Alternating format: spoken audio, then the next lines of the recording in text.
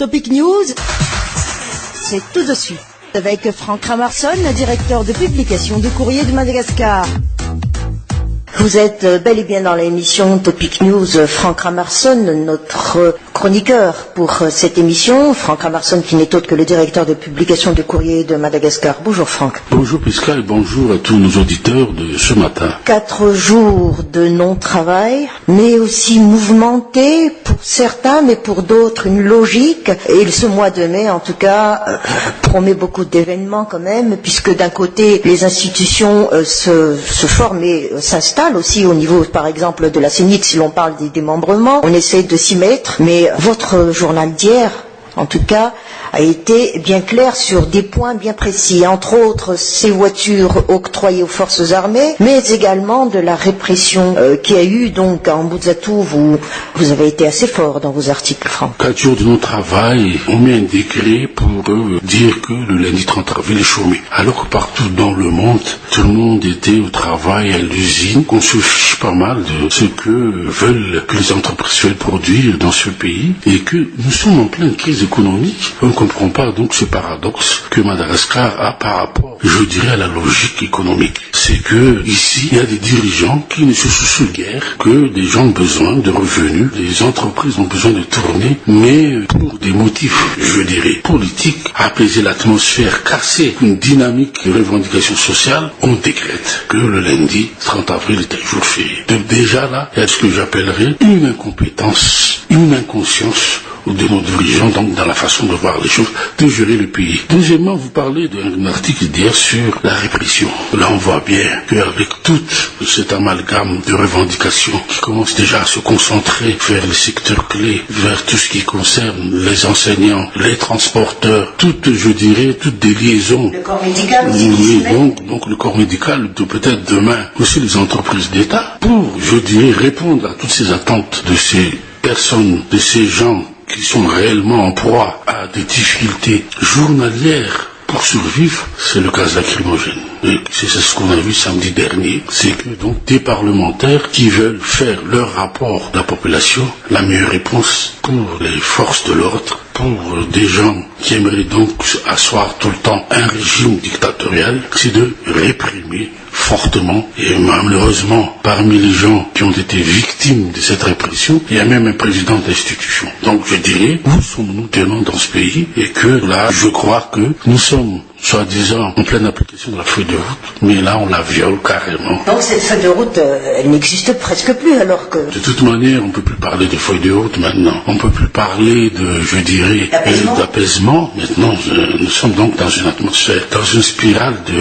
violence qui va maintenant de pire en pire, et que là, à qui la faute? Il faut demander ça au président de la transition. Mais écoutez, Franck Ramarson, comme certains parlementaires l'ont dit, il y a d'autres lieux pour partager au peuple les nouvelles par rapport à l'État. D'ailleurs, c'est une mission primordiale aussi pour ces parlementaires, mais place de la démocratie, est-ce que ça reste toujours pour toutes les crises le point stratégique pour faire quelque chose, pour démontrer qu'il y a quelque chose? Mais de quel parlementaire parlez-vous? On parle des CT, CST, même s'ils sont désignés, Franck Ramarson. Ils sont là en tout cas. Ah bon, avec un parlementaire où il y a des répustices, des gens qui sont encore condamnés, des gens qui ont encore des affaires au tribunal, c'est ce sont eux qui représentent le peuple. Vous croyez que vous allez faire un espace de dialogue, de discussion au sein de ces institutions? Non, mais on est où là? Moi, je pose la question. Est-ce que on n'a pas donc le droit de manifester dans la rue comme on le fait dans même en Russie maintenant, ils ont le droit. Et ici, dans un pays qui se dit démocrate, en 2009, quand on a vu qu'on a baptisé la place de la démocratie,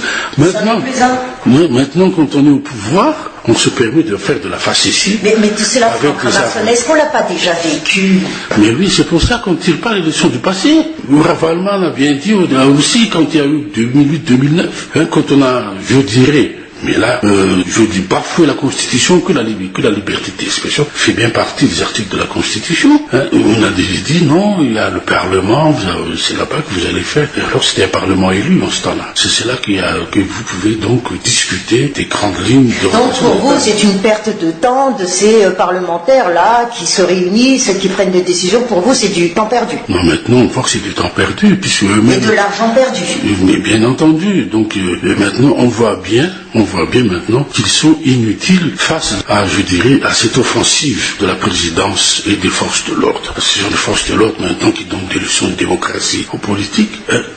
Quelles sont les réactions? Il n'y a pas de réaction. Ce sont leurs collègues qui ont été victimes du gaz lacrymogène.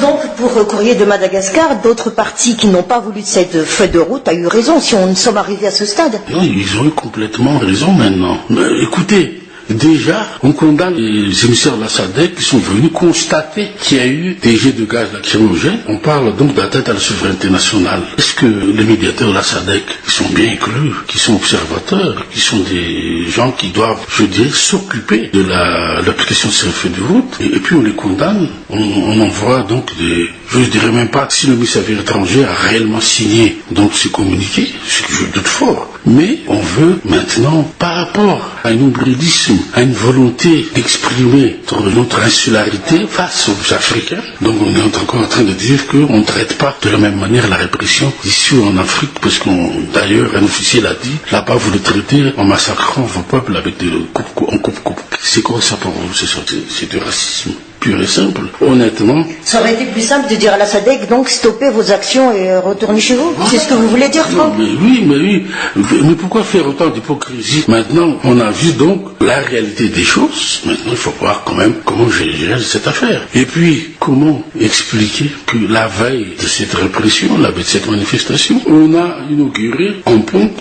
les nouveaux véhicules tout-terrain pour les forces de l'ordre. D'où viennent-ils ces véhicules?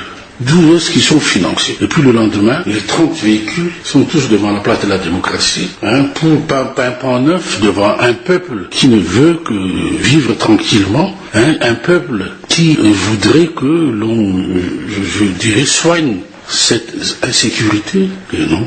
Qu'est-ce qu'ils ont eu droit? C'est que ce sont ces véhicules qui ont transporté des militaires, des gendarmes pour leur jeter. A priori, ces voitures, c'était pour l'insécurité qui règne le pays. Est-il besoin de faire autant de démonstrations à Mbuzatouf? Donc c'est là que je dirais qu'il y a quand même des dirigeants qui veulent infantiliser le peuple, terroriser. Mais je ne pense pas que ça va aller, je dirais, plus tard vers ce que j'appellerais toujours vers un régime dictatorial. Je crois que tout ça va cesser. Alors, de cette manière, Franck Ramarson, quelle est la solution pour ce pays? Passer aux élections, on ne sait pas de quelles élections on va parler, qui a le droit ou qui n'a pas le droit de s'y mettre. La CENIT à elle seule, est-ce qu'elle peut? Personne ne veut des élections, là on l'a vu maintenant. Et puis là on a vu, donc là je dirais, une grandeur nature, d'où vient l'argent pour payer ces 4x4. Non, ça ne vient pas du budget de l'État. À mon avis, ça vient des ressources opaques que la présidence se procure et pour financer un certain nombre d'opérations dans les hôpitaux, dans les grands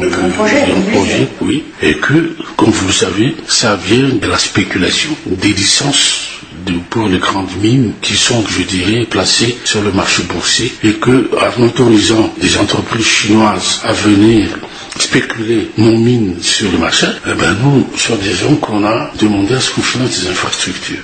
Est-ce qu'on bras de la richesse du pays? C'est ce que je veux dire simplement. Malheureusement, nous avons créé à Madagascar une société en joint venture illégalement entre l'État malgache et un syndicat d'entreprises chinoises qui est classé maintenant par les Américains, le gouvernement américain, le gouvernement chinois, comme membre de la FIA chinoise. Et c'est ça maintenant qui est célèbre partout parce que cette société, elle a déjà sévi en Guinée et en Angola. Dites Franck Ramarson, si la transition a pris plutôt une autre décision, c'est de ne pas prendre ces 30 véhicules, mais faire d'autres projets social, personne n'aurait réagi comme ça, non? Écoutez, d'abord... On ne poserait même pas la question d'où vient cet argent, non? Je vais vous dire une chose, c'est qu'en Angola, en Guinée, on a construit des hôpitaux neufs avec ce fameux syndic chinois, tout s'est écroulé. Donc vous n'allez pas me dire que ce n'est pas la même chose qui va se passer à Madagascar. Déjà, il y a déjà un problème sur cet hôpital qui est en train de se construire sur la digue. Moi, je ne vous dirai pas maintenant quel est le grand litige là-dessus. Là, je vais vous dire une chose. Tout ce qu'on est en train de faire, comme disaient les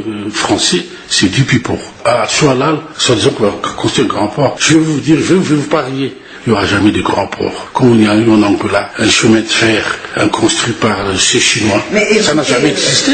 Mais ça rend la population dans une désolation totale, Franck Ramarson, si votre analyse se confirme. C'est pour ça que maintenant il faut dénoncer ce genre de choses, parce que réellement le pays est à la dérive et aux mains de je ne sais qui. Mais je crois qu'il ne faut pas se jeter dans l'hypocrisie. Maintenant, il faut voir la réalité des choses. Et si la population descend dans la rue, moi je crois que c'est vraiment légitime maintenant. Au revoir Franck. Au revoir.